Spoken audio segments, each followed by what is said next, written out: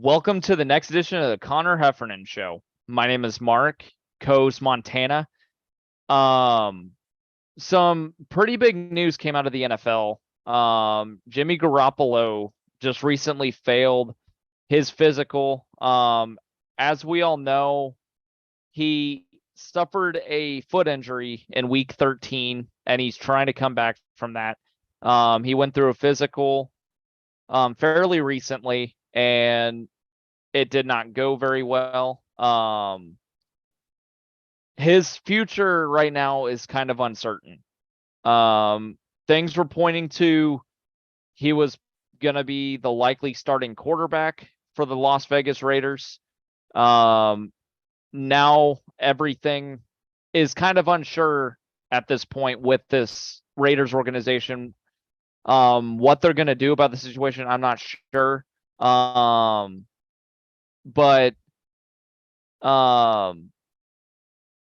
Ian Rappaport on Twitter posted a waiver.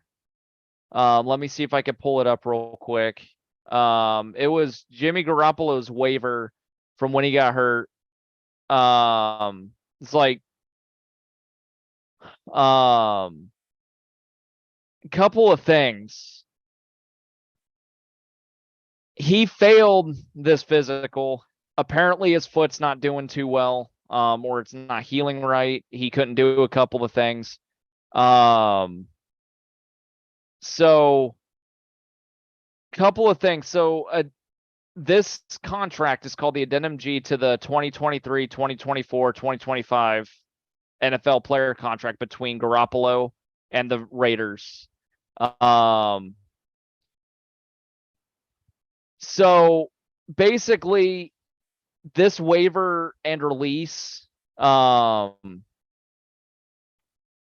me just go right into it. So the second thing on this waiver says player's been informed that as a result of such condition, player will be at an increased risk of future injury or further injury, symptoms that will require surgery, permanent disability, loss of motions, and other problems related to his left foot, including but not limited to further injury, instability, swelling, pain, injury to surrounding muscles and soft tissue, surgical management, osteoarthritis, the need for treatment, and disability. Player also understands that such condition has decreased his ability to play professional football and that continuing to play professional football may result in deterioration, aggravation, or re-injury of the existing conditions, rendering player physically unable to perform the services that would be required of player by an NFL player contract. That was one of the more interesting things, because with him failing this physical, his future is really in jeopardy. Like, I don't think I'm wrong with saying that. Clearly something isn't right. What are your thoughts on this whole Jimmy Garoppolo situation? Because I honestly think we're probably witnessing the end of his career, unfortunately, on his part. Oh, without a doubt we are. And I think that the writing was kind of on the wall for his career even before this. I think his chance to win a championship already passed with San Francisco, and they knew that. He knew that it was time to move on. But I'm not super sure if he was really ever in the best health to even pursue this Raiders deal. I mean, he obviously wasn't, or he would be suiting up for us. So I think that his health was really kept under the radar and kind of swept under the rug. And I don't think he was ever actually going to be able to suit up for us. I do really think that he's injured goods. He's a player that, as great as he has been, and he was a fantastic backup, and he was extremely consistent. He had his moments with the 49ers, but he's always had that injury problem. That's always been a factor to his game, and it's just gotten worse and worse and worse. And now this is how careers end. This is how they end in movies. This is how they end in shows. And this is unfortunately how they also end in real life. They end in people failing physicals, not being healthy enough. Their body can't take it anymore. And I think that's what we're witnessing. And unfortunately, my team that just, moving on from Carr, I still think that was the best thing to do for us, but it does kind of pose an It- issue when some of the better quarterbacks that we maybe should have gone after instead of Garoppolo are either in positions where they're secure or they're going to be. So I Yep. just feel like Jimmy G was not the one to pursue for us. And I feel like he should have never pursued anybody. I No. just feel like I feel like especially with the waiver, the way it all looks, he already knew that he wasn't going to pass that physical. There's some, I don't know if they hoped something would change, some miracle would happen, but there was just no way that they didn't already know that this was probably not a good idea for his career. Yeah, I absolutely agree with all that you said there. The Raiders are in serious trouble right now. They need a quarterback. And like you just pointed to, most of the quarterbacks that the Raiders should have gone after are secure or they're about to be secure at other stops. They are in serious trouble. They need quarterback depth, and they don't have that right now. The backup that they have right now, I don't think is poised to be a starter. No. So again, this is really big news. And there had to be something in Jimmy Garoppolo's mind saying that he was probably going to fail this anyway. But the physical needed to happen. The Raiders needed to know if he was going to be ready to be on the field this next season, August, September. Because as we all know, we're only a couple of months away from preseason ball kicking off. Oh yeah, it's coming up, man. Time goes fast now until then. We're already in the 1st of June, man. Like summer workouts have already started for some of these NFL squads. So they need to get these things locked down. And if they can find, I'm not going to say they're going to find someone, that is going to be a great starter in free agency. They need to find another quarterback to build up the depth in that room. Because losing Garoppolo, say Garoppolo goes through and he takes another physical and fails it again, he's done. There's no way he's putting on the cleats and football pads again. Absolutely no way. So they're in serious trouble. For a team that people were poised to say, hey, they may be a playoff team this next year. All of a sudden, that's going on the wayside with the news of Garoppolo. Garoppolo could have gotten them to that point if he was healthy, but he's clearly not. So it's huge, man. And like I feel sorry that, with you being a Raiders fan and everything, because I'm sure you had some hopes for your team this next year, but this really hurts everybody's projection of this team going forward. And there's no way it wouldn't. I mean, this was the player that we picked up, honestly. This was kind of, unfortunately, this was the big name that we have and that we really kind of, we put our eggs in this basket, and I don't think we put all of them in it, but we put enough of them in it that now it's a little bit of a problem. So it's not a great look. It's not a great situation, but something else interesting, keeping it Raiders, because we haven't honestly had too much to talk about when it comes to the Raiders lately, but we do, I guess now. It definitely was not them winning games last season, but what we do have to talk about is the future. And one of the big moves is Tom Brady buying some stake with the Raiders, getting a place. And now there is some talks, since he is buying some of the team, he'll be involved with some of the team. It's not even an actual like confirmed by anyone rumor. But there is a online rumor and a conspiracy that he pulls a Michael Jordan and owns some of the team and also suits up and plays for the Raiders. Now, this is, no matter what you think is going to happen, I would say this isn't a pretty far-fetched idea, even if there's any level of truth to it. But what do you think about when you see this? Do you see this actually happening, or do you think this is just an internet rumor that is going to be shut down or at least not happen? Well, I'm going to just start here. Like, we all know how the internet is. All the rumors that get spread that end up being not true. I actually think it's one of those, deals. I don't think this is true. I do think he can own stake in the team, but I was listening and it's very interesting that you put this in here. Cause I was listening to the Unsportsmanlike Conduct guys, John Bishop and Josh Peterson on 1620 The Zone here in Omaha. And they played a clip from Tom Brady. And he's like, I have no interest in playing. I don't have any interest in putting on the pads again. The dude's going to be 46. And he's like, I want to focus on my broadcasting career. He's like, I want to focus on my family because over the last 20 some years, everything has been football involved. He spent so much time in the NFL, he hasn't really gotten to think about all that stuff. And now he's about to sign a big deal with Fox to be a broadcaster. So no, I honestly don't see him suiting up. I think he is truly done. I think he's been very sincere with that. He's more sincere than he was the year prior when he said he retired and he decided to come back.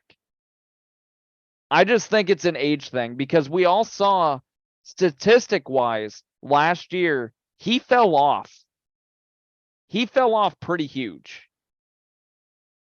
Like from the year prior when they made their postseason run to last year, like the stats weren't even close. So I think he's now realizing that age is starting to catch up. The game is starting to catch up to him. So I honestly think he's going to be focused on one, broadcasting, two, his family. He wants to spend more time with his kids. I don't blame the guy. So yeah, those are my thoughts. What are your thoughts on this whole situation? So here's what I'll say. I completely agree with everything you said. We're not going to have too much to go back and forth on with this because I'm with you. He did fall off, and it was a very fast fall off because the season before he looked great. Yeah. It was extremely fast. Of course, another part of last season I think we have to take into account is everything with his marriage and everything going on there.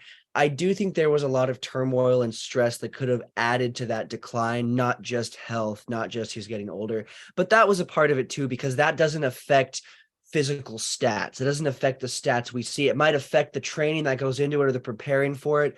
But every time he stepped on the field on Sunday, he didn't look like Tom Brady. And that he wouldn't let a divorce or anything else get in the way of that because he's such a competitor. So he just fell off and he just wasn't the same player. And so I don't think there's any true level of like actual truth and ground to this. The only thing I will say what makes it interesting is who the Raiders head coach is. The only reason that I took a second to be like, maybe McDaniels and Brady have history. Now, I kind of hope there's no way we're going to can McDaniels. I know they're at least going to give him another season and see what's up. But I have a hope deep in the back of my mind that'll happen. But I don't think that is going to happen. But what I will say is this, that what keeps this interesting is they know each other really well. They have a really good relationship. If Tom Brady somehow behind our backs has been quietly staying in shape, staying ready, maybe something happens, some crazy, that would be, the timeline here would be insane. It would be, no one would want to hear him talk about retiring again, even if it was real, because it'd be a third time. So I think, and again, let's say in some universe it happens. I don't think that would be good for us. I don't think Jimmy G is going to work out, but I don't think Brady would be good for us either. I think we have to kind of build from the ground up with that quarterback position and see what we can get, see if there's anyone we can see what we can do. There's plenty of offseason left. Yes. Like you said, it'll go by fast, but the Raiders can get a quarterback. They don't have to try to make some narrative and go for Brady. And I don't even think the Raiders are thinking. I think the internet is getting excited because it was confirmed in the stake that he was buying. And so I think they just took it to the next level and were like, oh, people say he's the GOAT. I think he is the GOAT in the NFL. Michael Jordan was the GOAT of NBA. They did that little thing. So I think that was the entire thinking behind it, but I don't think there's any more to it than that. The only thing that got me thinking was McDaniels being having that history with Brady, but that's all. That's the only thing that got me thinking. The rest of it is just smoke. Yeah, I agree. I honestly think everything that has come up over the last, say, month or two, ever since he inked that deal with Fox, is just smoke. Absolutely. It's all noise. That's what the internet is nowadays. It's all noise. And a lot of people will just try and, come up with these conspiracies just to get a lot of attention, and it works. Everybody talks about it. So, like I said, I think he's done. I think he truly, really wants to hang it up this time. Because, yeah, like we both alluded to, he had a fast fall off last year. Extremely fast. No one foresaw it happening. The year prior, he played great. He was MVP caliber. So, again, if he goes behind our backs again, I don't think I can ever trust the guy. But I honestly don't think he's going to do that this year. I don't think he's going to do that down the road. I think he's done. I think he's been plenty sincere with everybody the last, say, 2 months. And I agree. I think he knows what he wants now. And I think that last season was his last real, because if last season had gone better, I do think he would have stuck around a little bit longer. But I think that was his wake up call. And it's good that he had that, because some quarterbacks and some just athletes don't get that in time. And then they really decline. They either decline or they just push themselves way too hard. And obviously, as you get older, you're more prone to injury. Your bones don't necessarily, or muscles don't necessarily heal the way they used to. No, definitely. That is 100. And that's the biggest problem with it. And he is extremely old, because we talk about an athlete like LeBron that's, I believe, 38. He's and yeah, 38. That's old, but that's not 45, 46. I mean, Brady, when he was 44 when he won his last Super Bowl, or 43, 44? 44. That is, no one is ever going to do that again. That is, and maybe they will, maybe with how the game is progressing, that's actually false, and quarterbacks will last longer.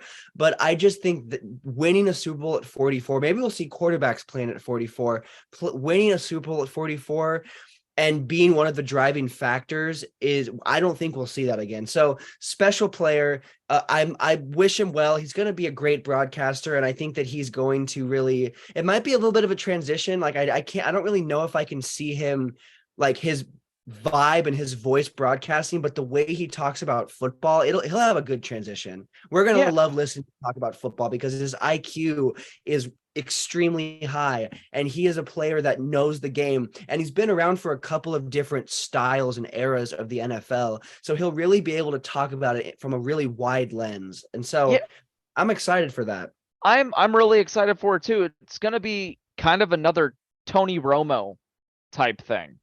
Because Tony Romo is the same exact player. He's been around for a couple of different eras of NFL football. He knows what's going on. He has a high football IQ. And he was an older quarterback too when he decided to hang it up. He was injury prone. He hurt his back a few times. And now he's in the broadcast booth.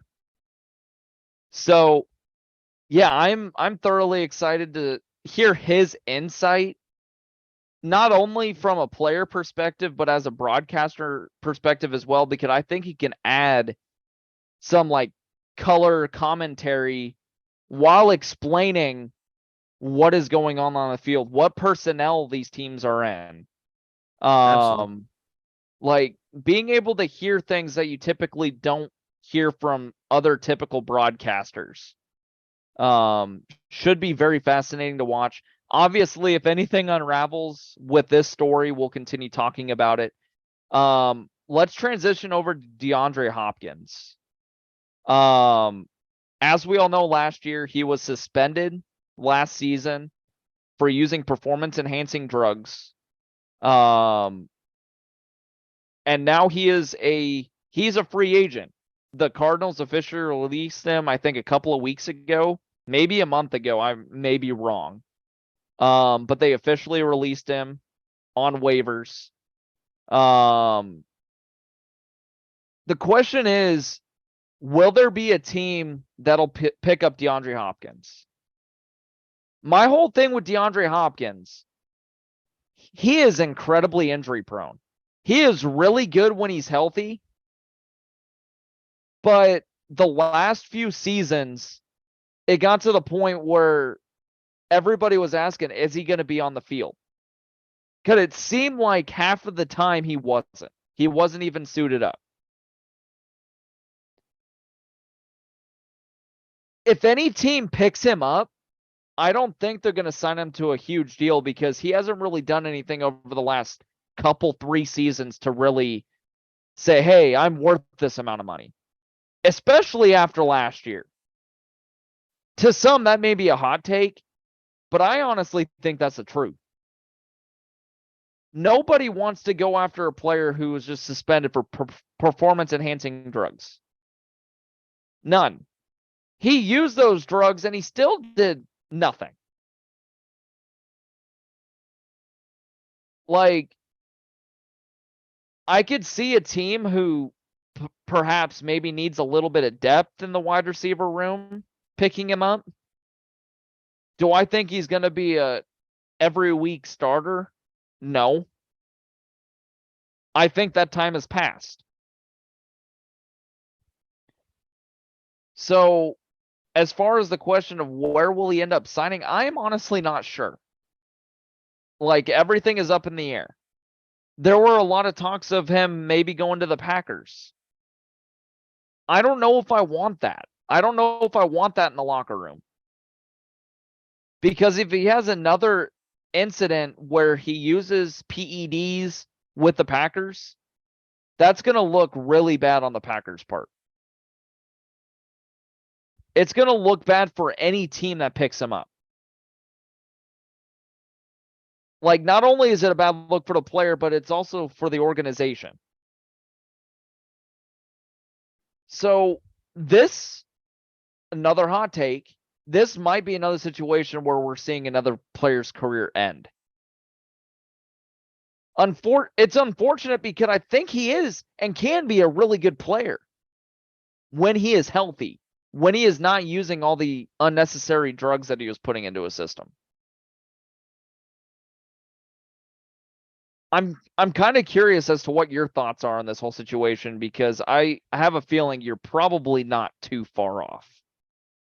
No, definitely not. I mean, he's been injury prone. He hasn't been the most consistent, both off and on the field. And so I don't think anyone's going to offer him big money, but I do see 3 potential scenarios. One, I do see him maybe the Texans figure out a way to get him back and maybe they reunite. There was something he posted cryptically about the Texans recently, and there's talk about that.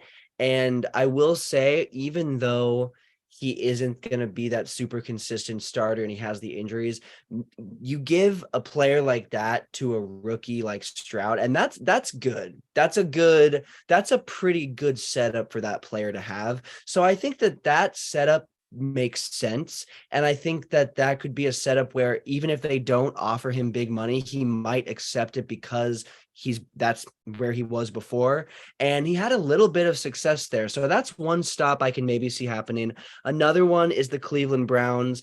And I think for me, Deshaun Watson somehow is there. Deshaun Watson is somehow there. And so I think that for me, I can definitely see them matching up and matching those two together. And there's been a couple of rumors about them pursuing talks with him. And I think that's another deal where he would go there for not that much money. I mean, I'm with you. He's going to have to take he's going to have to take pretty minimum money to go anywhere for anyone to sign him and give him a chance, because at this point it's giving him a chance. It's not, hey, look, I've been this all-star player. I've been this star for this team. It's not been that. And I'm going to be honest, ever since he went to the Cardinals, he hasn't been that good. They haven't looked that great with him. He hasn't boosted that team that much. He's had moments, but it's just moments. And so no one's going to pay a player for a couple of moments, for a couple of highlights during a season. They want the whole season. They want the championship. They want all that. And he's not proven to be that guy.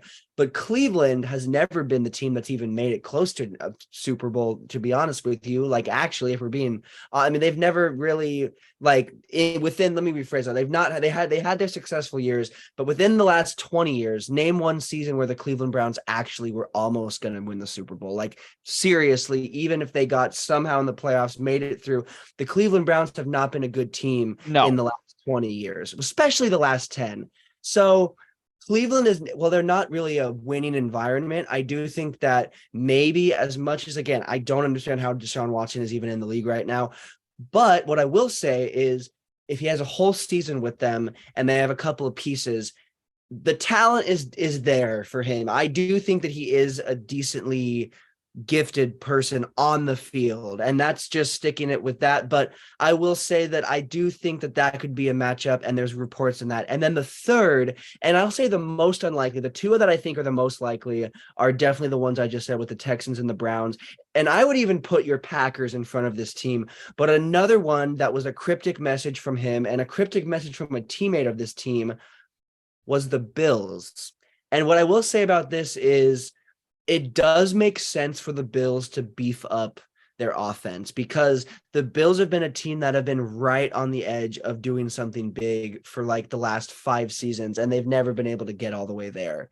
And that's a very common theme, because everyone remembers when they kept losing the Super Bowl, kept losing in the play. I mean, they've been a really good team before. They just haven't really been able to fully get it done. And history repeats itself. But what I will say is, if you can beef your offense up, maybe that gives them an even bigger chance. And so, is DeAndre Hopkins the player to actually beef your offense up? I really, truly don't think so. I don't think that that is something you want to do like 100%, but I think that maybe it would make sense. But I think that's the most unlikely. My top 3 for likely are the Texans, the Browns. I do have your Packers in there. And then right after that would have to be maybe this Bills situation. But I can see the Bills not going for that either, because I think if you're trying to make that next step to actually winning the Super Bowl, or even just playing in it, DeAndre Hopkins is not the guy you want to prioritize. No, he is definitely not a priority for anybody, but I do see the Texans situation. And I think that is possible, because at this point, the Texans are just looking for players. They're looking for people to fill their roster. And who knows? Like, maybe a second chance is what DeAndre Hopkins needs. People do change. I'm not going to deny that. And he did have some decent years with the Texans, but they also had a better quarterback. I agree with everything that you said. I can see him landing at any one of those spots that you just pointed out. Texans, Browns, Packers, Bills. I think those are all real possibilities, but they're not going to be a priority. The teams are not going to prioritize DeAndre Hopkins based on the last 3 years of production alone. And that's what production, what you just said, that's the best word, bro, because that's what these teams are, especially a team like the Bills, if they're trying to make it all the way to the Super Bowl and especially beef their offense up a little bit more to compete with the Chiefs and these high-level AFC offense, or even NFC, any offense, because there's so many high-level offenses nowadays, but they're going to have to pick a piece that probably isn't DeAndre Hopkins. Maybe if it works out and you can also get him, great, but I don't think that's going to be how this is. It's going to be one of those teams that need players, such as the Browns, such as the Texans. The Packers, do they need players? No, but you're transitioning towards the future, so you could definitely use new faces for a newer organizational face as a whole. So I don't think they need players talent-wise, but to move forward from the Rodgers days, you probably do need an inflow of a couple of new faces. So that would make sense for them.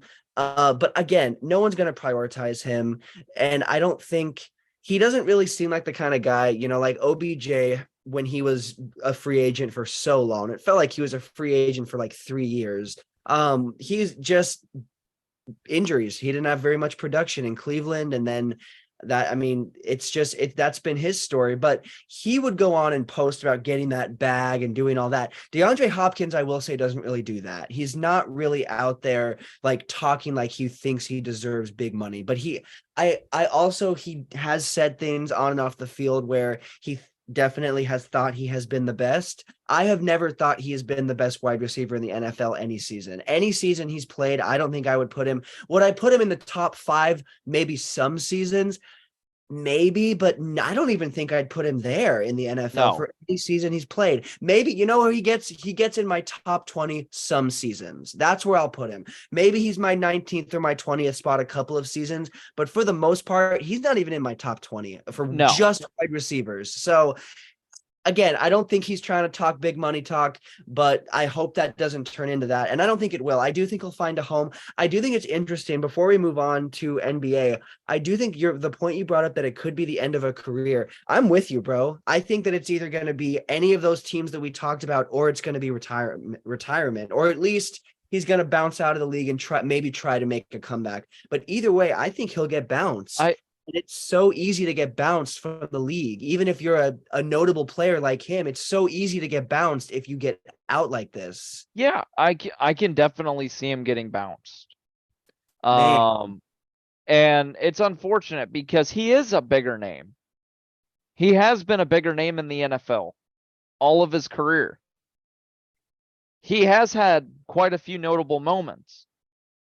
But like you alluded to, he's nowhere near my top 5 in terms of wide receivers season after season. Like, the only time, like, there have been a lot of really good wide receivers in the last few years. So, like, with my Packers, a few seasons ago, Devontae Adams was the top wide receiver in the NFL. I think a lot of that had to do with having Aaron Rodgers as quarterback, but he was towards the top. And do I see a situation where if DeAndre Hopkins stays healthy, he can have another one of those comebacks with the right guy at the helm? Sure, absolutely. And then you can sign him to a multi-year contract. I don't see him, if he signs anywhere, he's not getting more than a 1-year deal. He's going to need to prove himself if he's going to be given a chance. Otherwise, I think he's going to end up being in the USFL or the XFL. No, and maybe that is what happens to him, because now that those leagues are around, I do think we'll see some players that get bounced, or players that just need that chance to go there. And maybe he goes there and then comes back. Like, I don't think it's over for sure, but I do think that if he does get signed to a team, he's going to have an all-career type of season. And I don't think he's in a place where he's going to have that. But as long as he can put together enough decent games, and if he plays for a team that goes far in the season, which Texans, I don't see that happening. Browns, I don't see that happening. Packers might be able to have a bounce back and move forward quickly, but I think it could be a rougher season. Maybe the only team out of all those teams is the Bills that might go far, but maybe he gets on the Bills, they somehow make it all the way, win a Super Bowl, and then once you've gotten that, you're pretty secure to get more. You're probably, whether that be from them or a different team. So I think that if the Bills is a situation that works, even if they offer him the least amount of money for his career, he should go there. Texans aren't going to have a good season, I don't believe. If anything, they'll have a mediocre season. Same with the Browns. Maybe the Browns make a push, but I just think that his best bet would be the Bills to have success and to maybe see another contract. And if not, maybe it's off to those other leagues, like you said. But we'll definitely have more to talk about NFL. Not a lot going on right now. We're in that dead spot, but stuff will start popping up again. But something that is still going on, but it's now in the last little bit, the last round. Yes, we're talking about the NBA Finals. Game 1 wrapped up a little bit before we recorded. It was in Denver. If you didn't already know, the series is the Denver Nuggets versus the Miami Heat, who pulled off that Game 7 victory against a Celtics team that looked like they didn't even want to be there, to be honest. So the Miami Heat ate that up and made it here. And looking at Game 1, Denver Nuggets won 104-93. It was a really, really, really big game for their star players. Nikola Jokic triple-double. I'm sure you can imagine that's just what he does. And then Murray had a 26-point game, a 10-assist game, threw 6 rebounds in, and great performances by Aaron Gordon and also by Michael Porter Jr. So they just played great ball. And then when we look at the Heat, not a great game. Jimmy Butler only had 13 points. Bam Adebayo was by far the only player that I honestly thought actually played like they showed up. And he had a 20-plus point game and played pretty well. But as a whole, Miami shot terribly, and they made a little push in the end. I know we had a little phone call, and they were down by 18. And then when I got home, they pushed it down to, they were only down by 9. But Yeah.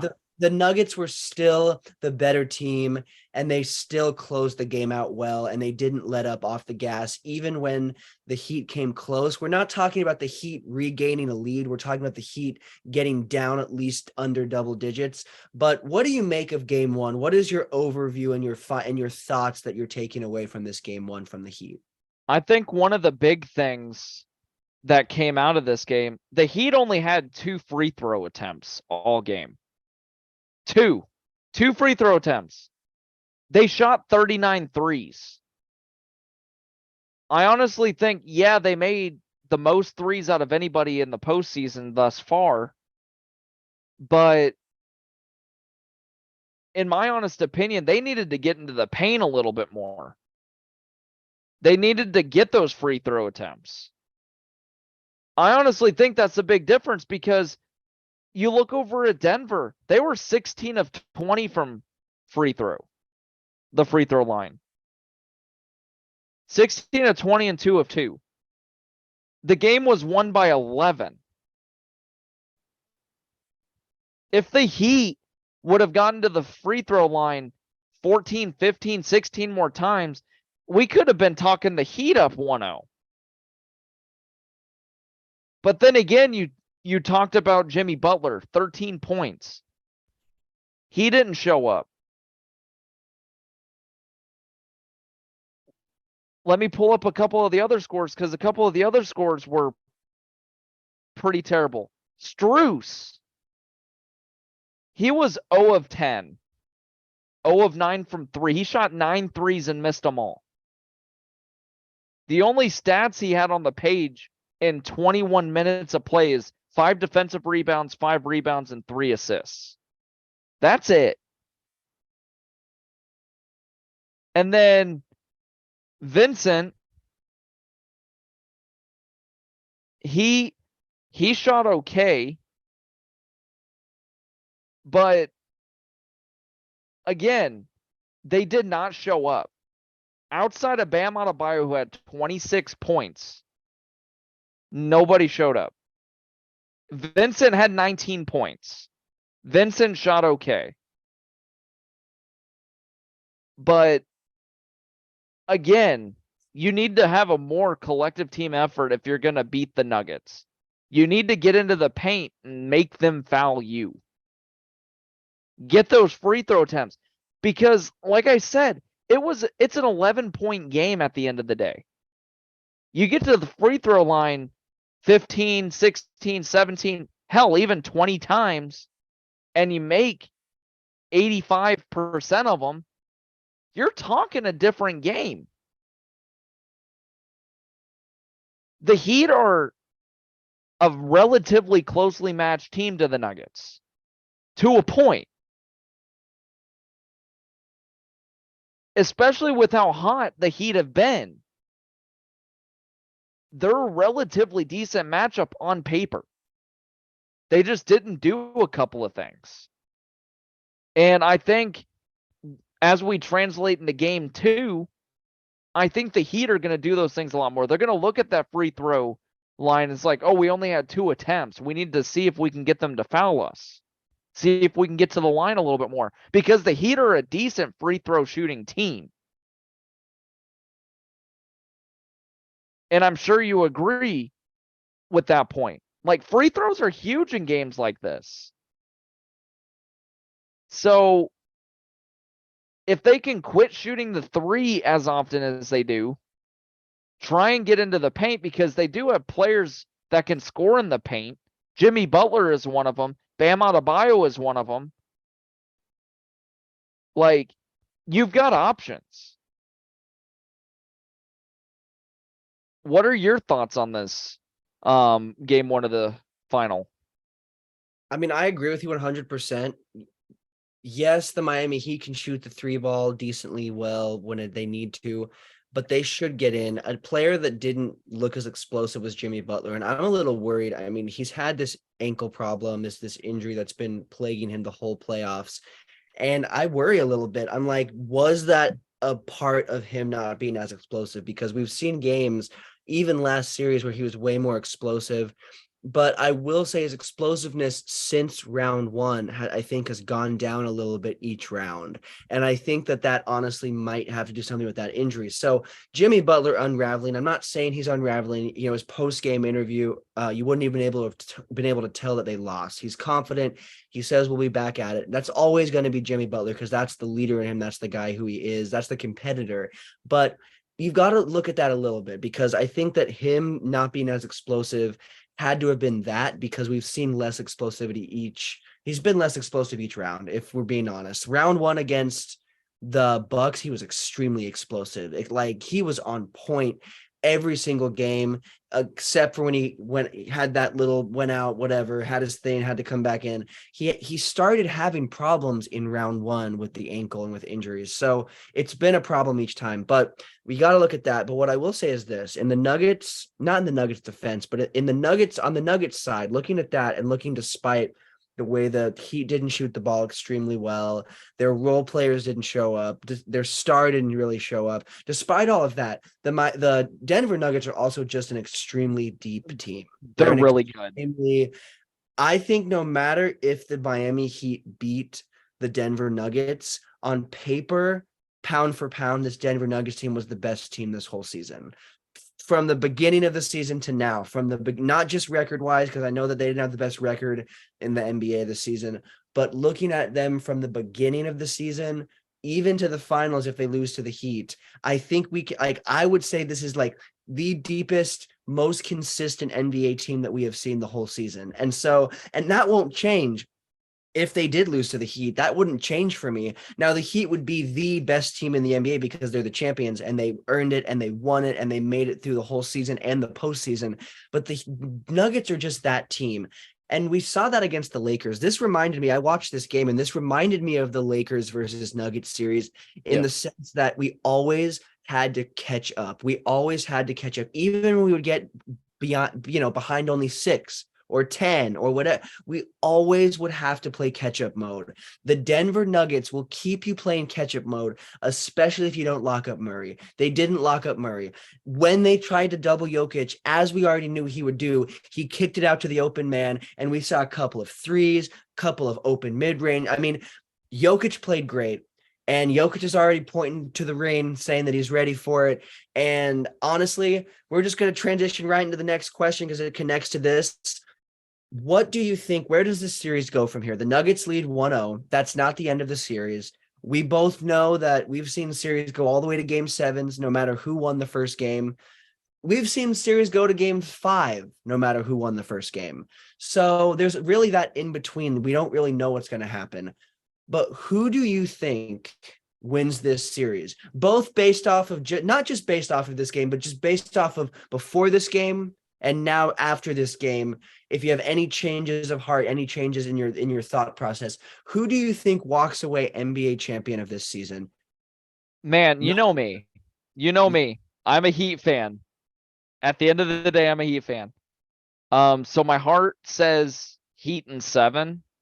I do think this series can get very deep, but if I'm going to speak realistic here, I'm going to say Nuggets in 6. I do think the Heat will get a couple at home when they head to Miami. I do think the Heat will win those 2 and make things a little interesting. And who knows, if they can find a way to win a couple, this series can very well go 7. But I do think if it does go 7, it's going to be really hard to capture that championship in Denver because Denver is just that deep and that good of a team. So realistically, I say Nuggets in 6, but I'm going to also put my heart thought out there, and I'm going to say Heat in 7. I do hope Spoelstra and this Heat team figure it out, and I think they can do it. We've seen this team play very good basketball the last couple of months. So that is no, I mean, and you're right. They have played very good basketball. That's the thing. You have to remember it's just one loss. But what I will say is this. I am with you on more than likely being Nuggets in 6. But that is only if they win game 2. If they lose, it's a sweep. I don't think if they lose, because it's going to be the same exact story that the Nuggets had against the Lakers. You beat them at home 2 times. And even though the Miami Heat, it's a hard place to win, and we know the fans will show up, if the Nuggets are on a roll, it's really hard to stop them. If they get 2 in a row, I think that it's going to be a sweep. But if the Heat can come back, we see more explosiveness from Jimmy. We see him play a little bit better. We see Kyle Lowry play a little bit better. We see them defend Jokic a little bit smarter. I know that it's like, what are you going to do? I mean, what are you really going to do? Especially with a team that doesn't have that size that can really be thrown in there.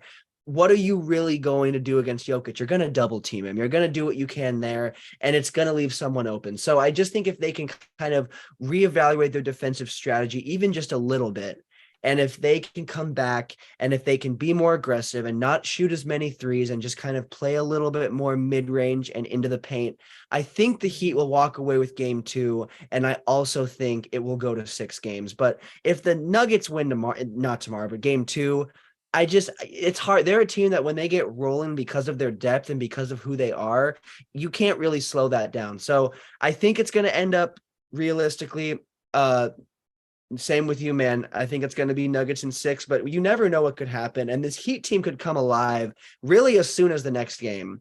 And who knows, maybe they lose the first 2 and still win the series. I mean, we never know. If these playoffs have taught us anything, teams will really fight back. We've seen several teams, not counting, unfortunately, the Los Angeles Lakers last round. Other than them, we've seen a lot of teams, even if they've fallen short, we've seen them fight back. So this could be the same exact thing. And I know they're your team, so I'm pulling for them right now too, because unfortunately we can't have the Lakers versus Heat like I was hoping we could go head to head. Can't do that. So I'm pulling for you, but oh man, it's going to be a tough one. But one of the main reasons it's going to be a tough one is our next segment, and that is Joker. Obviously, Joker is the premier Nuggets player. Yeah, Murray is fantastic, but when you think of the Denver Nuggets now and maybe even all time, you think of Joker. Joker is that guy. He is that front guy, the guy that you look to first. So my question to you is this. Obviously, he easily is one of the top 5 big men in the league right now, without even a question. He's proving that he is probably the best. And if he can win a championship, I think for his level of play, even though he didn't win the MVP, for his level of play during the season because Joel Embiid didn't translate that to the playoffs. Joker translated what he had during the regular season to the playoffs. I think we can agree that he is the best center. Maybe you have a different guy that you're putting up there, but Joker is, in my opinion, the best center, especially if he wins the title in the league currently. Yes. I have 2 questions for you. It is one, right now, before the series is done, before we have a team holding up the championship trophy, do you have Joker in your top 20 all time? That's my first question. And my second one is, if he wins this championship, no matter where he's at in your top 20, is he top 10 or top 5 for you overall? Matter of fact, I do have him in my top 20. The dude is a stat machine. He is a triple-double machine. The stats that he puts up on any given game day is incredible.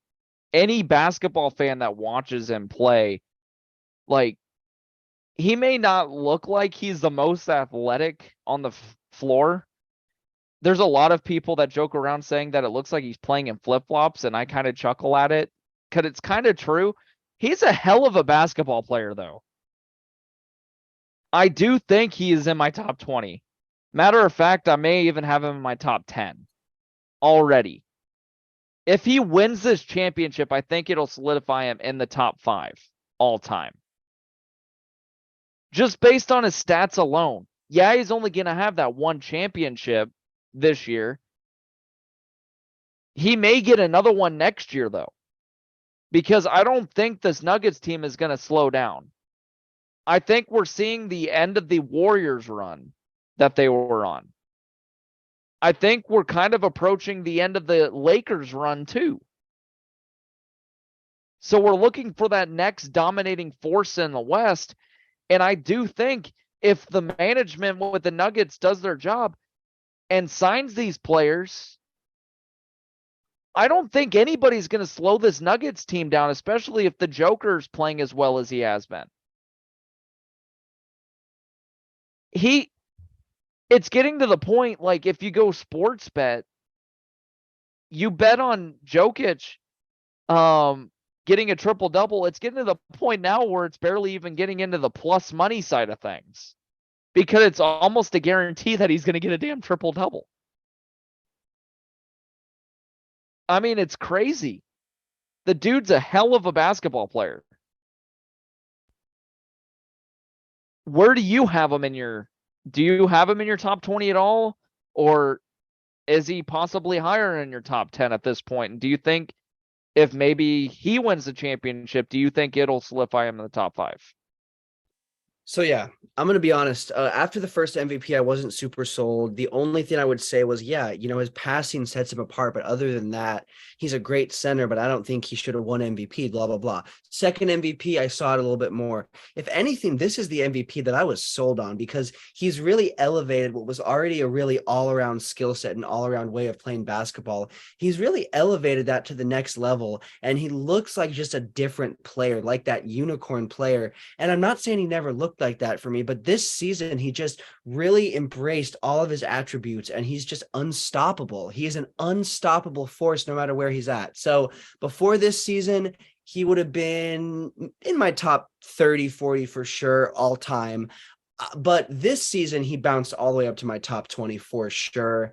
And it was because of the level he played at. And had he won his third MVP, he would have bounced up no matter what. But he fell short of that. But I will say he's in my top 15 right now. Right now, he's absolutely in my top 15. And I'm sitting him closer to maybe right at my 10th spot.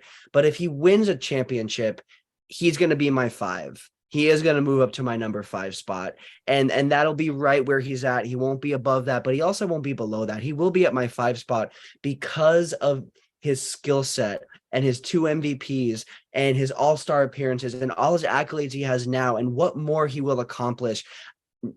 I'm not going to say that he could go down as the best center of all time when it's all said and done, because that's a huge thing to say.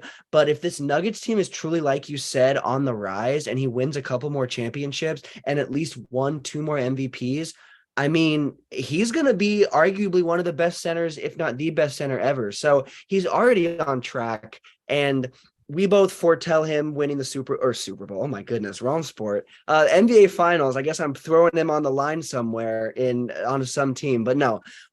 We both see him winning the finals. Despite how painful that might be as a Heat fan, I think they just look like that. They look like that team, and he looks like that player, especially this round. He just looks like he's just super consistent. He's one of the most consistent centers of all time, and he will gain the accolades. Will he get as many as some of the big men? Will he get, let's say, when we think of big men, we think of he's not going to get 11. No one's ever going to get 11 again. No one's ever going to probably get more than 5 or 6 again. So, and even that is a huge feat that no one has gotten since Kobe, right? That's the last player that got 5, 6.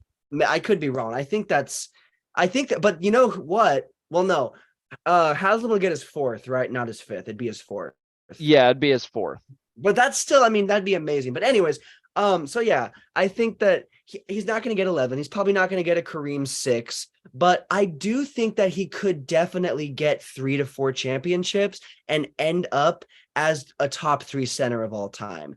If he wins this one, he's my 5, but if he wins another one, or even another, I think that if he wins another one, he'll move up another spot. He'll just keep moving up, especially if he can win more MVPs and also win another championship, which I think he'll do both. I think he absolutely will win another championship. And with that, I think he absolutely will also win more MVPs. We've seen the Joker rise over the last few years. Like you said, I wasn't necessarily sold on him when he first entered the league. His passing was really good. but everything else wasn't really there. And now we're seeing, now that he has a couple of MVPs under his belt, we've seen him build into this dominating force on the court. It's been incredible to watch, like, how he has grown in this current game of basketball. So I absolutely agree. I do think if he wins this championship, he's for sure in the top 5. We all pretty much know if he wins this championship, he's likely going to get the final MVP too. No doubt about it. Because chances are it's probably going to be behind another triple double. So, yeah, all we have to say, he's a heck of a basketball player, and he's still got a long career ahead of him. He's still a younger player. So there is a chance, especially if the Nuggets keep building up on this success, there's a chance that this Nuggets team could be a Warrior type team that we saw a few years ago, just dominating everything in the West.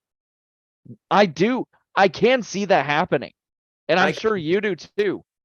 No, I definitely can too, man. I think that it's an inevitable possibility that they definitely could reach that point. And so I think time will tell, but we'll definitely have more to talk about with Joker. I mean, I bet even just within the next few episodes, because it's looking like he's going to close it out and really have a couple more legendary performances. But another player, kind of an interesting on the other side of things, going back to your Miami Heat for one little topic on them. Yep. Jimmy Butler comes alive in the playoffs. He's a really great player. He's been an all-star. He's been that guy. He's a pretty well-respected player, and I would say I'd call him a star. Definitely he's a star in the playoffs. But my question to you is this: if the Heat win this championship, does that give him enough to solidify him in the Hall of Fame? Or do you think, championship aside, he either already is gaining that or will gain a Hall of Fame resume when it's all said and done? I think he's already gaining that traction. Because like you said, he is a star player. He is an all-star. He has the stats to really say that, yeah, he can be a Hall of Famer. I don't think he's going to be a Hall of Famer right away, but he's already putting that writing on the wall. And I do think if he can continue, putting up the stats that he has been, he's already turned into one of the best Heat scorers in the postseason of all time. It's ridiculous. He passed LeBron James on the playoff scoring list with the Heat. He's a great basketball player. And it seems like he's found his home with the Heat, because we have seen his game rise a little bit with the Miami Heat. He was a good player at the other stops that he was with too. But I just think the Heat organization, they have such a great culture when it comes to how they run things. The Heat have so many undrafted basketball players right now, and they are in the final. That says a lot to the upper management, to the coaching, to the players. And I think that's helping Jimmy Butler raise his game a little bit more. So I do think he is on his way to becoming a Hall of Famer. Now, if they somehow come out and beat the Nuggets in the final and they win that championship and Jimmy Butler gets that championship under the belt, no doubt he is a Hall of Famer. Might as well give him the jacket. Because like I said, he's already got the stats to prove it. He's just missing one piece. What are your thoughts on Jimmy Butler? Do you think, what do you think? Is he a Hall of Famer? Do you think he's a Hall of Famer now, or do you think he needs that championship to really put that writing on the wall? See, I'm still one of the people that says he needs that championship for sure. And I think, could he reach it without that? Maybe. But when we look back at Jimmy Butler's career, he doesn't really have the accolades to make up for not having a championship. And also, he doesn't really have the stats season in and season out that you Right. see without the championships and maybe without some of the accolades. So he's a great player. And I think that he could make the Hall of Fame without winning a championship for sure, especially if he can elevate his level of play style even more, which I think he can. I don't think he's done. I think he has plenty left in the tank. Oh So yeah. I think that Jimmy Butler absolutely could be in the Hall of Fame, but for it to be solidified, especially now, he has to win that chip. If he wins that chip, he more than likely is definitely going to find himself in the Hall, because that would be, first of all, a really historic NBA championship against a team that I don't think anyone thinks can do it. You take an 8th seeded team to the finals, and that's never happened. You've never had an 8th seed win. So No. that's history in and of itself. And Jimmy Butler also always puts up amazing performances in the playoffs, but this season has been even more exceptional. So he's on the right track. I don't think he's as close as maybe a Heat fan or just someone that I'm not sold as much yet. If he was on the Right. Lakers, though, maybe I would be sold. That's the thing. I think also that might play a little part, but no, I do think he could make it, and even without a championship, I think it's possible. I just think that solidifies any player. Yeah. That right there can solidify a lot of players to getting the. I mean, Dwight Howard, yeah, he would have made the Hall either way. But when he got that ring, I think that was a sigh of relief, because it's like, now I really have done it all. Jimmy Butler doesn't really have the I've done it all scenario set up for him. And I don't think he ever will, because I don't think he'll ever be the MVP. I don't think he'll ever do that. But I think he can contribute enough to major success in organizations that will be what he's remembered for. And if he wins a championship now, especially against the Nuggets, the team that I proclaimed as the best team in the NBA right now, and the team that you also said could go forward, and even if they do lose, they could still go forward and be a dynasty. If Jimmy Butler and the Heat pull it off, he's in the Hall right now. That solidifies that. But that's a tall order to fill, and I don't quite have him doing that, but maybe they will pull it off. But we only have one more NBA topic to go over tonight, and we're just going to quickly go over it. It's just kind of a big deal because there's a historic amount of money involved. Oh yeah. Previous Suns coach Monty Williams obviously parted ways with the Suns. I'm not shocked. First and foremost, any team that gets a player like Durant, I'm not going to sit here and call him toxic or a diva. Any player that gets a team like Kevin Durant, if he doesn't like you as a coach or a member of the team, you're probably gone. People always make jokes about LeBron and how he's the GM and controls that. Kevin Durant's really been the same way. And I think that's a big thing. I don't think him and Monty Williams ever really gelled. I think that team, as much as he took that team from being one of the bottom teams to being the top teams, I think that what he can do, that ran out. What he can do for that team ran out, and then they were just blowing smoke and blowing fumes. But he got canned. Obviously, great player, coach of the year, fantastic player, great coach and play, but great coach. And what I will say is this: I did not see this coming. I don't know about you.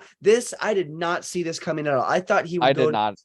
I thought we'd see him in a team like the 76ers or the Raptors or the Bucks. But we see Monty Williams sign the biggest contract in history for a coach with of all teams, Detroit Pistons, one of the worst teams in the last. They haven't really been that good since they won the chip in, what was it, 04? They haven't been that good since then. So they're going on almost 20 years of being not a fantastic team. And so, yes, he got paid. Good for him. It's good to see that. He is a really good coach. I will say, before we even go into this, I do think that Monty Williams is a great coach. But was this the right move for him? And even looking beyond him, was this the right move for the Pistons? Or was this more not a good place for them both to be at now? Yeah, Monty Williams got paid. Yes, the Pistons got a good coach. Will this work? That's the big question, right? Is this really going to work? As far as, do I think it was the right move for him? I don't know, but do I think it was the right move for the Pistons? Absolutely. Cause we've seen how good of a coach Coach Williams is. He brought the Suns from the dead. and brought them to be one of the more winningest teams of the last couple of years. So obviously he has that coaching prowess with him.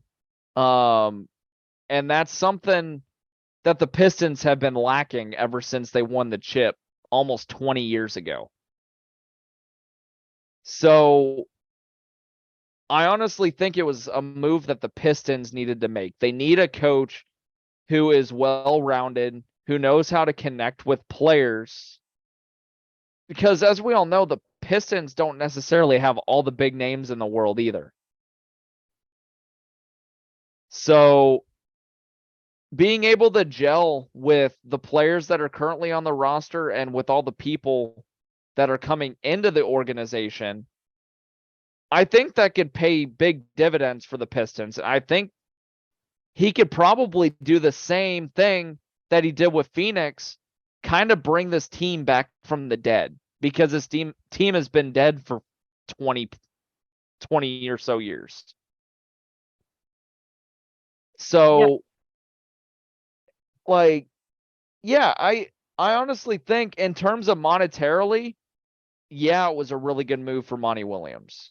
Absolutely. 6 years, $78.5 million contract that could reach 8 years, 100 million with incentives, which those incentives probably include a playoff berth, winning your conference, or coming top 5 in your conference.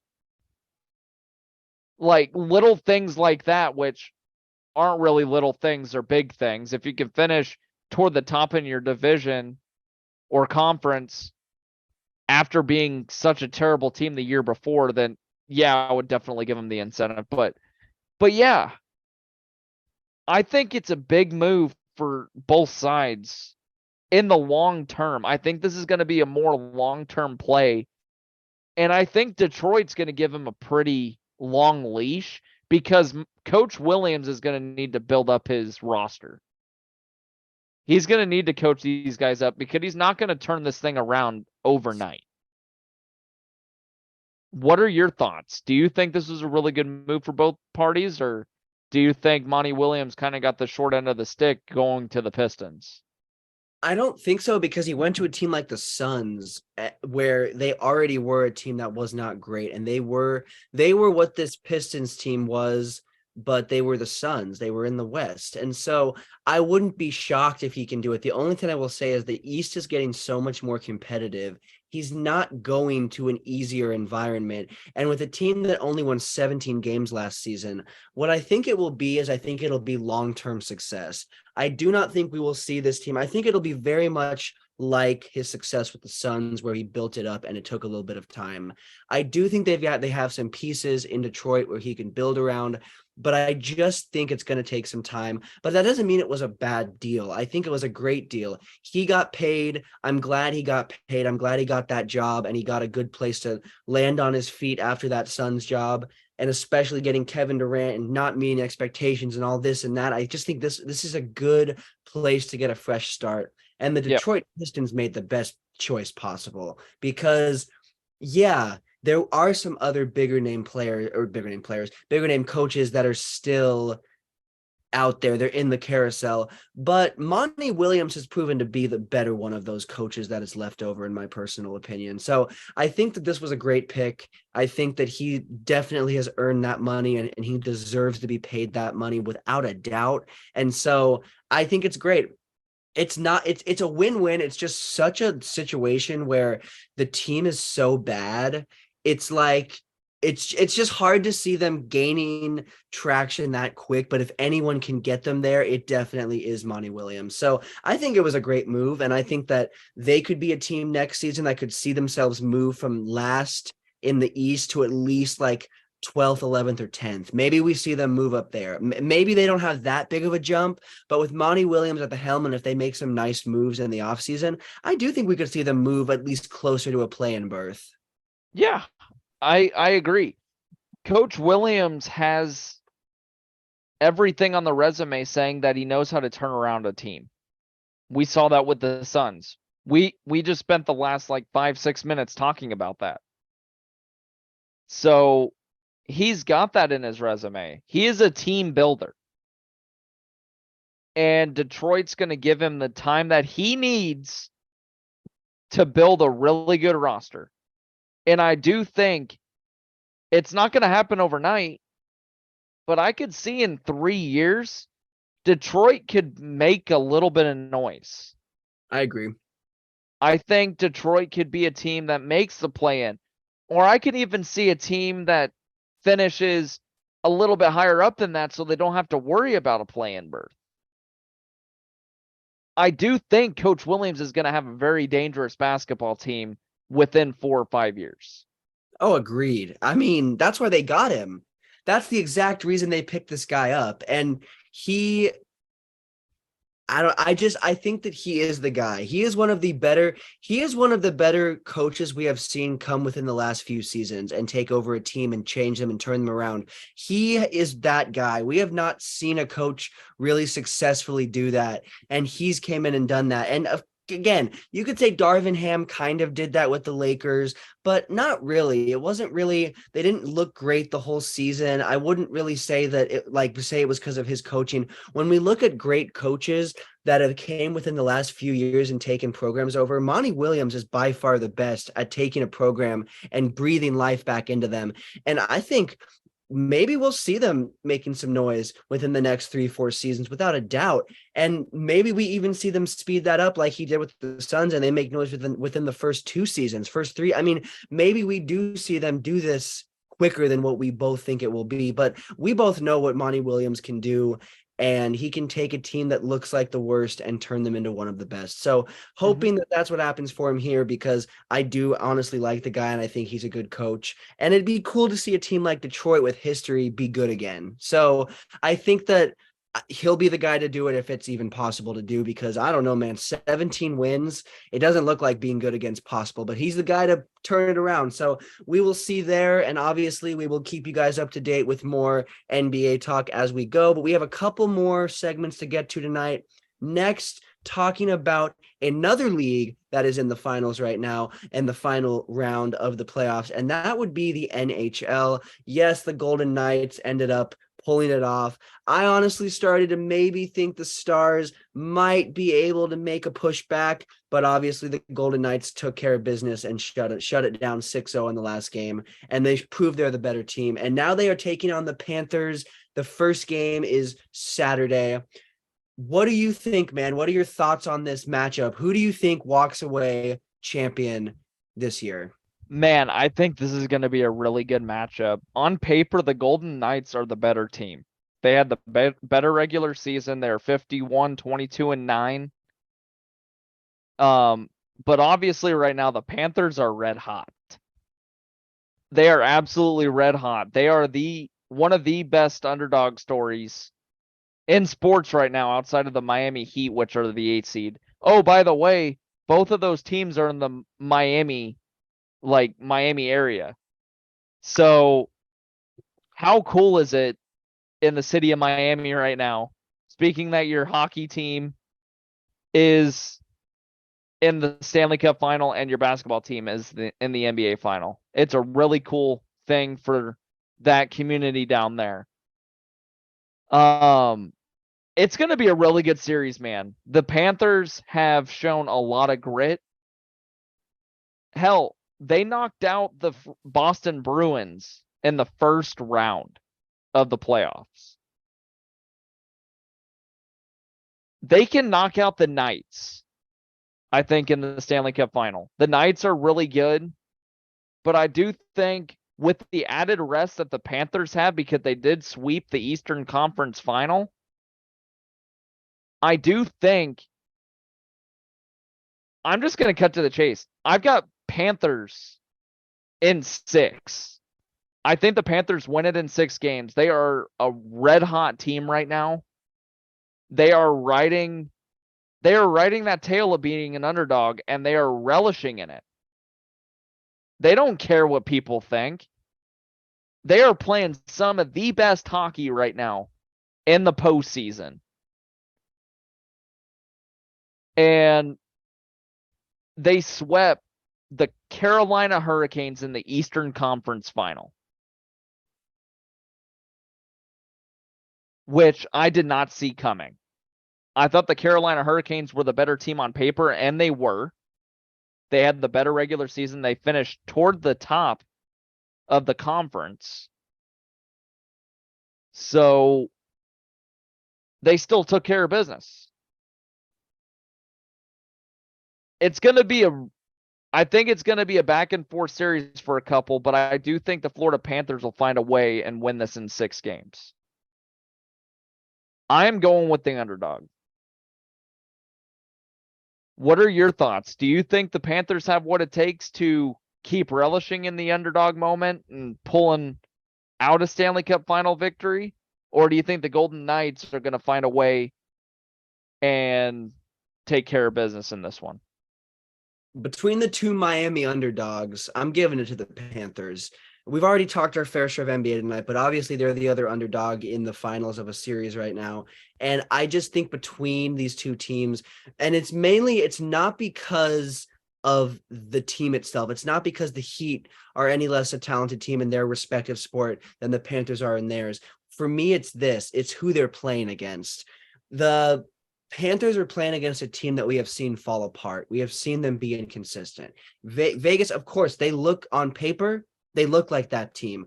But even on paper, they have their inconsistencies, they have their moments. And we really saw those in some of those games against Dallas. We really saw some of that. So, and throughout all of the playoffs, we saw that. So, in my personal opinion, it's who they're playing against. The Panthers are a team that will take control of a team's weaknesses and use them to their own advantage. And if you keep giving them more to use, they will take it and use it. And I think that they will find those moments against the Golden Knights and they will win in 6. But I also can see it going to 7. I think it'll be 6 or 7, but I'm going with the underdog. And I think that'd be great for hockey, man. We need to see the underdog win. We need to see these teams that are on the bottom half boost their way up, the teams that barely make it, the teams that prove that the regular season, yeah, you've got to have a good enough record to make it to the postseason. The regular season doesn't matter. As long as you make the postseason, it is 0-0. And this team, and even the Miami Heat are both teams that are proving that. And it's fun to see that in sports. So I'm pulling for the Panthers. I think they'll win it in 6 or 7. And I think that's the best thing for hockey. I do too. I do see a scenario the Golden Knights win it, but like you said, they have fallen apart in big moments the last few years. So again, I'm sticking to my guns and I'm pulling for the Panthers in this one. I do think the Panthers have what it takes, especially with what they have done against the Bruins and the Carolina Hurricanes this year. I do think they have what it takes to knock out the Golden Knights to bring a championship to Miami. Either way, Miami is going to celebrate, whether the Heat win or the Panthers win. Hell, how awesome would it be to have both Miami teams win the respected series against, the Nuggets and the Golden Knights in the final? That would be absolutely crazy. I don't see the Heat winning against the Nuggets, unfortunately, but if it does happen, it would be the best story in sports. Oh my gosh, yeah. You've got an 8 seed in the NBA, and you've got a lower seed in the Panthers. And the last episode I was talking about the Panthers were fighting for a playoff spot at the end of the year. They got a playoff spot by like a game. One game is what it took to either stay at home or be in this position where they are right now in the Stanley Cup final. One game. So it'd be an absolutely incredible story. And I think a lot of people would be kind of relishing in that moment. I don't think it matters if you're a team or like a fan of another team. It's really cool either way. Absolutely. Like, I'm not a fan of the Panthers by any means. I'm a Penguins fan. But, seeing an underdog win it every now and then I think would be really cool. And I do think that's going to happen this year. I really do. So again, we will see come Saturday. We'll see how game 1 goes, and we'll talk about it next episode. By our next episode next week, we'll probably be a couple of games into the series. So we'll be able to talk all through that, like how the series is going. If any news pops up. I kind of want to transition over to a little motorsports now. So the Indianapolis 500 occurred this last weekend, and it was a great race. We saw quite a few wrecks. There was one crazy moment that I want to talk about where one of the tethers on the front tire of one of the Indy cars broke. The car spun and the tire broke off. It flew over the grandstand in one of the turns, and it actually hit a car in the parking lot, which sounds absurd, but it turns out to actually be true.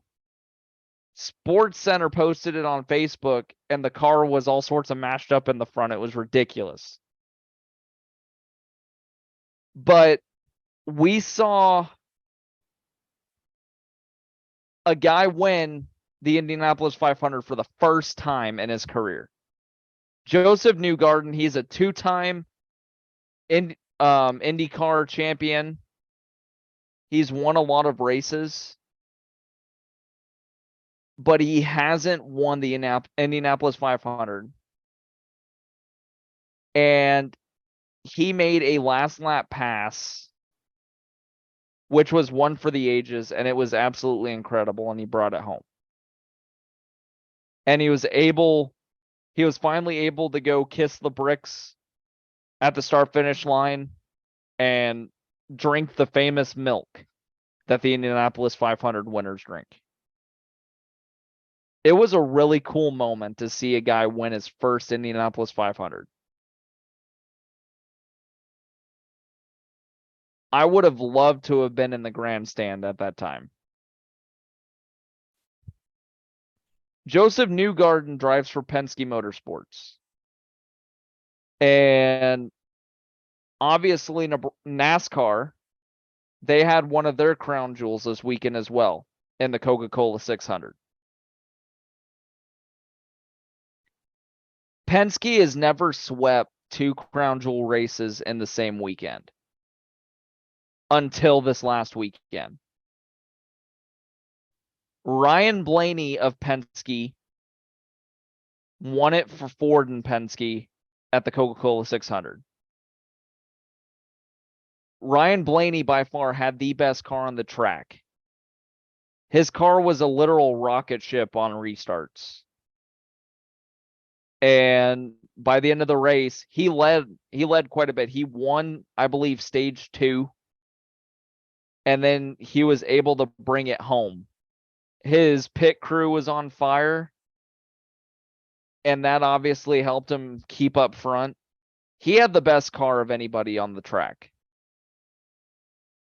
and practically dominated the race for a large portion of it.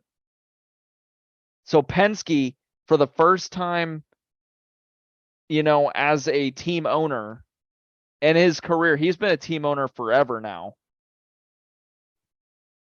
swept 2 crown jewel races, which is really cool. A really cool thing for Team Penske. And I'm sure at the Penske headquarters, it was a huge party and everybody was hungover the day after. Oh yeah, have to celebrate that. That's history right there. That's like a big moment when you see someone success like that, when you see especially a group, when it's not just one, when it's there's multiple successions for the same group, the same team, the same. I mean, that's huge. So that's history right there. You gotta show up a little hungover the next day because that's the only way to celebrate something like that. That's a big victory, man. That's history. Yeah, it was absolutely huge in terms of his career as a team owner. Like winning one of those races is cool and all, but being able to sweep 2 crown jewel races in one weekend is honestly unheard of. You don't Oh, see it too often. And Ryan Blaney, who brought that number 12 Ford Mustang to victory lane on Monday, he was in a 57 race winless streak. oof. It had been 57 races since he last won. And for it to come in the Coca-Cola 600 is incredible. And for him to dominate like he did was incredible to watch. When it comes to NASCAR, I'm a Ford guy, so I root for all the guys who drive a Ford. And just to see him handle himself in that situation was really cool. And now that makes 10 or 11 different winners in the NASCAR Cup Series so far. And we've still got a lot of races to go. We've still got to go. We've got races, I think, through November. Like the early part of November, I think, is when the season ends. And then they have a couple of months. We've already got 11 winners. 16 drivers make the playoff for the championship. If we find a way to get 5, 6, 7 more winners, different winners, that's going to make for a very interesting conversation in terms of playoff seeding, where teams are going to end up. It's just kind of fascinating. You just take a deep dive into these type of things. Absolutely. I don't know if you have any other thoughts on this. I don't know if you watched them at all. If you did, what are your thoughts on these things? Yeah, I caught a little bit of it. I was busy during most of it, but I caught a little bit of it, and especially after I checked into some of it and made sure to tune in. But I think that, like you said, there's a lot of interesting ground left to be covered throughout this time. I think that it sets up some very interesting storylines. If anything, those races set up some interesting storylines going forward.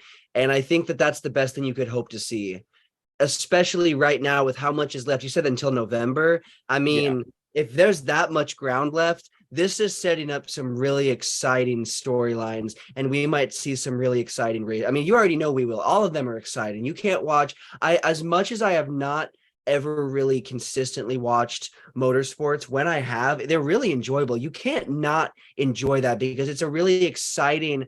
I won't say it's definitely not the same fast pace as a sport like basketball, but obviously it's a fast paced sport. It's a very, I mean, anything can change. And as dangerous as crashes and wheels coming off and all that can be, I will say that those factors honestly can shape some of these races and shape some of the finishes and shape the entire event. So seeing some of that happen, and especially the thing that happened with the car and the part, that's crazy. That's another thing that you don't see happening that often. So I mean, a couple of moments like that this last time, and I think that there'll be plenty more of that. Like you said, if it goes until November and there's a stretch of races left, we've got plenty more of this to see, and then some as well. Yep, absolutely. It should be very exciting. Um, like I said, and like you just said as well, things can get really interesting. We've got, I think the NASCAR Cup Series is through 14 races already, and there's still, I think, 22 more to go. Wow, man. 22 more weeks. Whew. So yeah, there's a lot of season left. So we'll keep everybody up to date on all those things. We'll preview some of the upcoming races in future episodes. Why don't you kick us off on this MMA storyline? Yeah, absolutely. So like we have already talked about kind of branching out with the sports we talk about. Obviously we're not talking just no one thinks we are, and so that you guys have already been able to tell this. We're not talking MLB today. And like all the sports, we might cycle through from time to time and not talk about certain, but I wanted to add some fighting to the arsenal and to our talking point for just some of the episodes at least. And there was a really big storyline that broke in the MMA just recently. And as you guys all know, whether you're an MMA fan or just a sports fan, the name Conor McGregor probably rings a bell at least somewhat, whether it's for his fights or his style or his trash talking. Conor McGregor has kind of etched his name in sports history as a whole. So whether you watch MMA or not, the name McGregor definitely probably means something. Or you've just seen his whiskey commercials, and then that's how you know him. And maybe that's what's up. Either way, you probably know the name McGregor. And last couple of fights have not been extremely successful for him. Last one ended in injury, and the one before that ended in a loss. Both of them obviously ending in losses. But he has announced that he is healthy, he's been training, and he is making a comeback as he has shaped it with his words. He plans on making a full comeback. And by a full comeback, I'm not just talking he's planning his first fight. McGregor is talking about 3 to 4 to even 5 possible fights, not just that could happen, one of them happening, all of them happening, and having an entire season like set up like we saw McGregor do before his injuries. My question to you is this: McGregor has been out for a minute, and when he was last in, it didn't last that long. He broke his leg. Think he can make a comeback at this point in his career, which isn't even open and active right now? Do you think McGregor can actually make a comeback, and not just make a one fight comeback, but can he really handle a 3 to 5 season fight contract, getting all that set up and figuring these fights out? Can he really handle that at this point in his career? What are your thoughts? Those are all really tough questions. Especially after an injury like Conor McGregor had in his fight a couple of years ago. As we all saw, he took a year off. And he has been rehabbing that leg after he broke it all this time. And now he's finally coming back. And he is slated to fight Michael Chandler here sometime later this year. I do think Conor McGregor can come back. I do think he will come back. Do I think the road's going to be easy? No. I don't think it's going to be easy at all. But do I think I can see him, get to the point where he is the same fighter that he used to be? I do think it's a possibility. Because we have seen Conor McGregor fight before. He's a hell of a fighter. So, yeah, it's really tough. Like his stats, he's 22-6 overall record.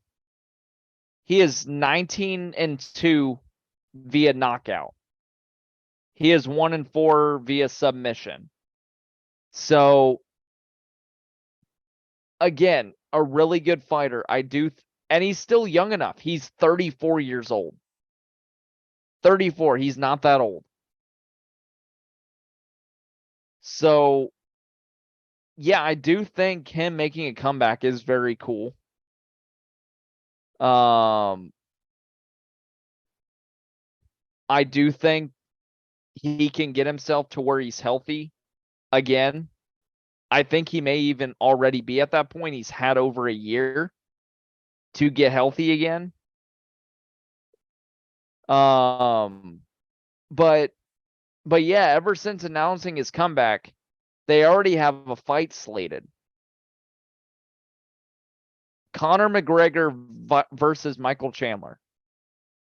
Michael Chandler He is in the lightweight division as well. 5'8", 156 pounds, 37 years old. He's 23-8, 11-4 in knockouts, 7-1 in submission. So Chandler is really good in the submission department. He's really good across the board. He's a really good fighter as well. I think it's going to be really interesting when this fight comes up. How good a shape is Conor McGregor going to be in? Is he going to be able to put up with what Michael Chandler is going to dish out? Because I think Michael Chandler is going to give him a really tough fight. I think it has the opportunity to be one of the more watched fights of the year because Conor McGregor's name is all over it. So I think, yeah, it's good for him. He's doing what he loves. He loves being in the octagon.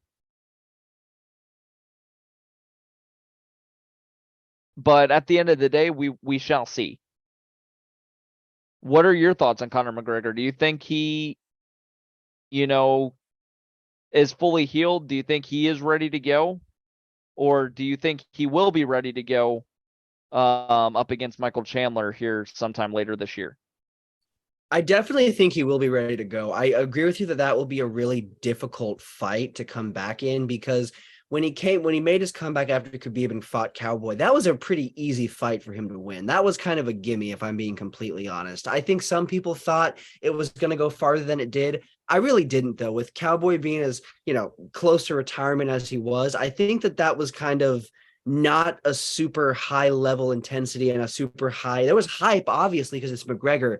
Other than that, though, I don't think that was really that big of a fight. This is a fight because Chandler, again, Khabib beat McGregor with the submission. So it's just, yes, McGregor is decent on the ground. He's good. He can move around. But if you get McGregor on the ground and you get him in a submission, he may tap. We've seen that happen. I mean, there's a very good chance that Chandler's, skill set there, and that might be enough to make it a really, really, really close fight, because you take that away, and I do think McGregor absolutely could beat him. You take Chandler's submissions away and his ground game away, and again, McGregor is really, really good on his feet.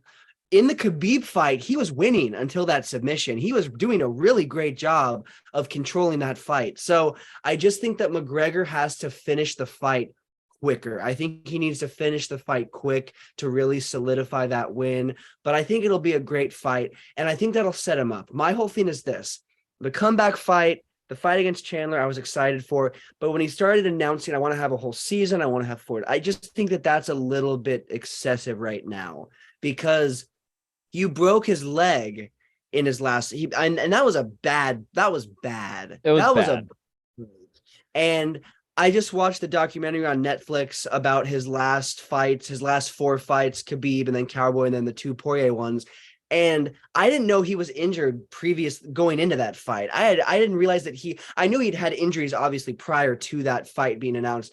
I just didn't realize that right up until the fight, they were like, do we need to call this off? So he's been, I guess you could call him, I used this already before in our shows before, but damaged goods a little bit, in the sense that he's a great fighter, but we've got to not look aside from his injuries, because he has had quite a few, especially the last few seasons. And I can see him being successful. I can see him coming back, but I don't think he has a bunch of fights that he should be shooting out right now and trying to gun for. I think he needs to focus on this one, be healthy, regain his health, and then go from there. So I'm excited for his comeback. I do think he could have a comeback, but I think the whole, I want all these fights, I want this, I want that. I get that that's where he was before the pandemic and before everything, and maybe everything would look different if that hadn't gone like that. But I just think that starting right there after being out, and especially after losing your last 2 and being 2-2 in your last 4, I don't think you come out saying, I'm going to have all these fights, they're going to go like this. But it's McGregor. That's who he is. That's why he's great. He talks. He's eccentric. He likes to talk his talk. So that's all this really is. But I worry that that's a little bit too much right now. He's putting a little too much on the spoon right now. I think he needs to wait and scoop it a little slower because we're ready for that first one. And I think he could absolutely win that fight. But I think you've got to really slow down just a little bit because, again, you're 2-2 in your last 4. And your last fight, you had a really, really bad, one of the worst I've seen breaks in an MMA fight. Yeah, I agree. I do think he needs to slow it down just a little bit. And I think we'll see that in this next fight. I think he's going to go at it in a different approach than we have seen him in the past. But who knows? We may see the same fighter that we've always been accustomed to seeing. McGregor has notoriously been one of the more aggressive UFC fighters year in and year out, bar none. So it'll be interesting to see what his like demeanor is going into the fight. Absolutely. Is he gonna let Chandler come to him in the middle of the fight and then things get set up from there? Or is Conor McGregor gonna go right after Chandler? Who knows? But it should be really fascinating to watch. Obviously, if any more news of the UFC comes up, as far as Conor McGregor or anything else, we'll try and add it in, talk about it a little bit. We're trying to expand what we talk about. Obviously, if anybody, as far as UFC goes, if anybody has any questions, feel free to contact us on our Facebook, Twitter page. And we'll try and get to everybody's recommendation and answer as many as we possibly can. Kind of want to finish up here with a little Husker sports talk. Nebraska baseball just wrapped up their season, and they're not in the postseason this year. The big question is, should everybody look at the season as a success or is it a failure? I'm going to say it's kind of a success. Here's why. Last year, Nebraska was one of the worst teams in the Big Ten. They were incredibly inconsistent. And they were inconsistent at times this year too, especially toward the beginning of the year. But they had like 24 wins last year. And they didn't even make the Big Ten tournament. This year, they had over 30 wins and they were a 4 seed in the Big Ten tournament. Quite a turnaround. I do think, though, for Coach Bolt's sake, they need to make the NCAA baseball tournament next year. I do think they need to make a regional. Because if they have another falling off this next year, I think Coach Bolt's in trouble. Everybody was hyped when Coach Bolt took this job because we all thought that he was going to take Nebraska to this next level. And we all kind of saw that a couple of years ago when they took Arkansas to the brink in the regional. Nebraska was 3 outs away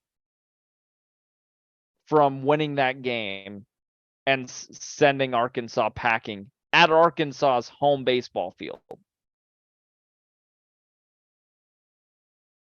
So they need to come back next year with a stronger mentality. They need to take care of the games that they have to win, that they should win. We could see a really good team on the field next year. Nebraska had one of the more powerful lineups in the country in terms of hitting home runs. They broke the Big Ten conference record of home runs hit in conference play. They've got ball players. They just gotta kind of take that next step now. Basketball is kind of the same way, but we'll transition to that in a moment. But as far as baseball goes, what do you think? Do you think this baseball season was kind of a success? Or do you think it was a failure? It was a step in the right direction. If we had another season like this next year, we could call it a failure, but this is a step in the right direction. And I don't think we'll have a season like this next year. I think that this truly shows that this Husker baseball team is ready to make it over the hump. So I would say a success because you need that step. Plenty of teams, especially college teams, because it's not the NBA or professional baseball or professional football, any professional league where you can pull these players in the offseason. You can do this, you can do that. Yes, you can recruit, but college is so much about development that usually, unless you're getting the top athlete in the nation or one of the top ones, even they need development. So it's all about developing the team, and the Huskers have done a good job, especially after the season last season. They've done a really good job of turning it around and moving the ship in the right direction again. So I think this was a success, but if we're sitting here next year the same time saying the same thing, then we have to call that a failure. But this was a success, and this is the next step to them really achieving what they can do. Yeah, I 100% agree. I do think this team has what it takes to make that next step this next year. I really do. But they can't come into the season next year and start off as slow as they did, like they did this year. They started off really slow, painfully slow, against teams that they should beat. If they would have won all those games, Nebraska would probably found themselves in a regional for sure. Because that probably would have added 10 or 12 more wins to the resume. But if they have another season like this next year where they don't make it again, I do think Will Bolt's seat will end up getting a little bit warm. I Without a do doubt. think I do think Trev Alberts is going to have a talk with them, because Trev Alberts wants these athletic programs to be as great as they can be. So they can't afford to fall back, or they can't afford to stay the same next year. They need to make that next step, get over the hump, make it to the NCAA tournament again, perhaps win a regional, perhaps get into a position to maybe even host a regional. Absolutely. So again, we'll see. They're making a lot of good moves in terms of getting players right now.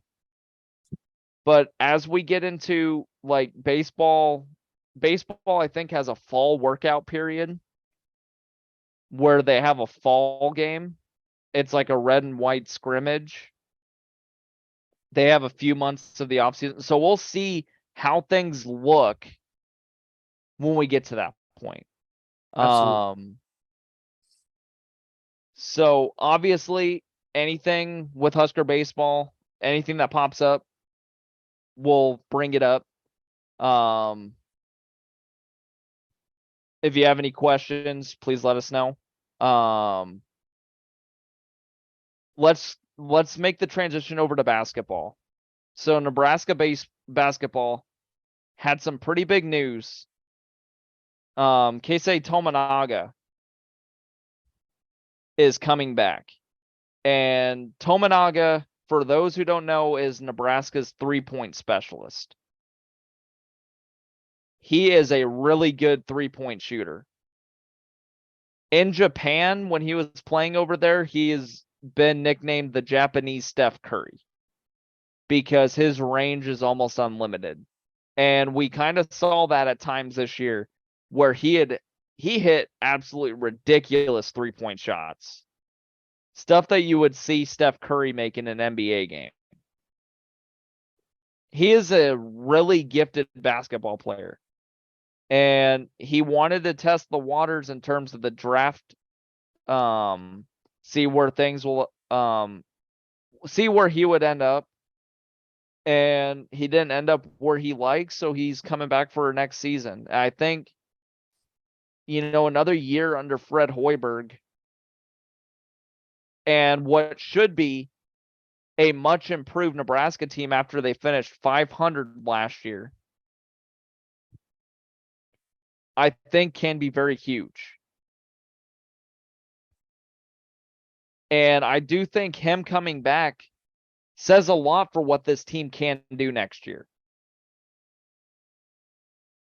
I do think, at the least, I think they're going to be in the NIT. I think they have what it takes to get at least into the NIT. But I also do think that they have what it takes to be well into the top half of the Big Ten and possibly make a run into March Madness, based on what we saw last year. Because even with all the injuries, Nebraska still found a way to finish just outside the mid-pack of the Big Ten. Actually, no, they finished mid-pack in the Big Ten. They played really good basketball at the end of the year, even though they had a lot of injuries. So if this team stays healthy, I do think with Tominaga coming back and with a few other additions that they're making, I think they could be a potential dangerous team in the Big Ten. And that's not the fan in me talking. I legit think that they can be a dangerous team. Because I do think the Big Ten may be a little bit down this next year. What are your thoughts? First on the Keisei Tominaga, like how huge do you think that's going to be? And how good do you think this Nebraska team can be this next year? And it goes hand in hand because getting him back is huge. And that shows. Now, I will say I agree, going and checking out the draft, seeing where you'd end up. More than likely, it was more just it made more sense to stick around in that respect. But I also think that there's a real buzz in Lincoln about being able to make a push into March Madness. And I think that's another reason he came back. I think that there's really some true, not just hope, not just some far-fetched, like, we can do. I think there's a real vibe that they will be in March Madness next season. And I think that is the ceiling. I would say our floor is the NIT. That's great. That would be a great, even if we get to the floor, that's fine. But I think we're hitting the ceiling. I can see it's big. I usually don't make big Husker claims, but I think we'll make March Madness next year. And getting him back for the shooting and just beyond just that, the way he plays the game is the Huskers need that. That was the spark plug. That was he's one of the real reasons that we were the team we were last season. And so getting that player back for another season and strengthening your team up in the areas you need to be strengthened up and really, really, really understanding your unit, which I think they will. I think that's a recipe for success. And I think we could see the Huskers in March Madness for sure. If not, like I said, the floor is the NIT, and that's still great. That's still success that we have not seen, especially in the sport of basketball. Yeah, 100%. Now, I've got a hypothetical question for you. If Nebraska makes March Madness next year, obviously it depends on the matchup they get in, March. Do you think Nebraska finally gets over the hump and wins their first March Madness basketball game in their history? Man, and the fact that we're saying the first in history is like, it's about time that we get that under our belts.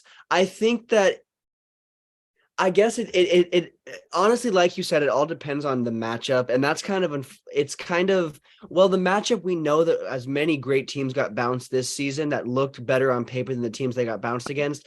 We know that who you play doesn't really matter, but there is a certain level, especially for a team like the Huskers, for being on the down so far. If they get matched up against a really tough matchup, they already have to make that ground up because of who they're playing against. But I will say this. If this Husker team progresses like I think they will, I think they could go toe-to-toe against a lot of those better teams, not just in the Big Ten. So I think that the Huskers get that. I think they get that first victory. I think they will get that. I think not only will they make the tournament, which just making the tournament would be great, I think they also secure that victory. That would be huge because Nebraska has never been in the round of 32.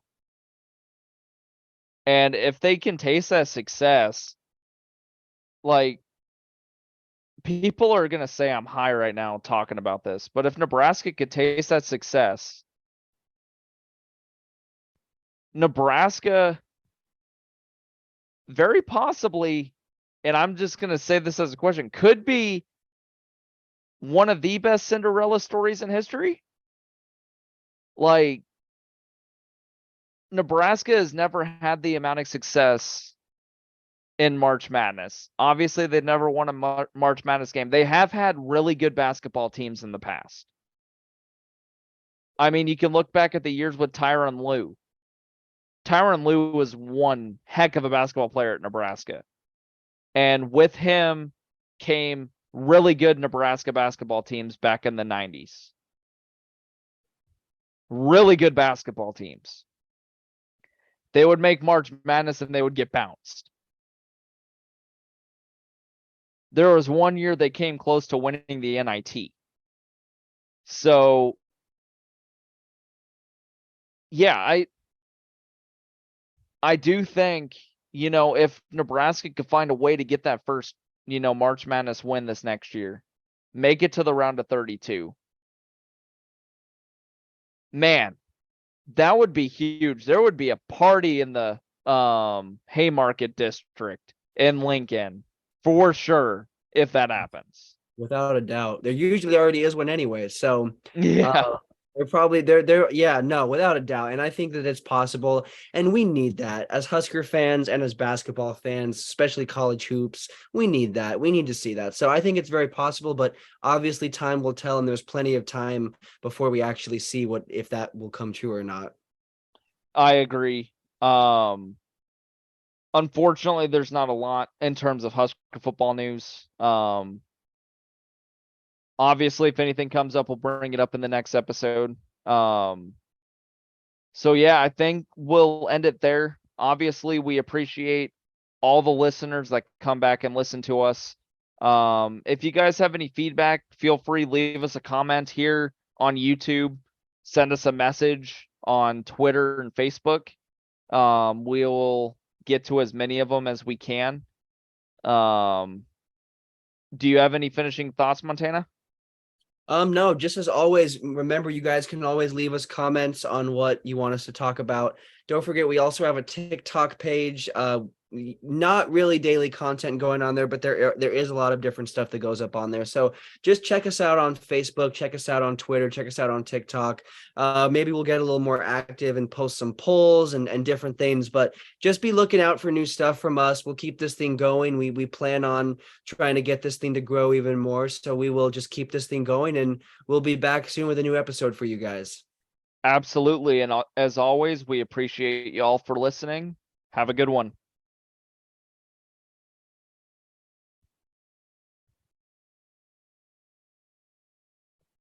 There we go. Oh.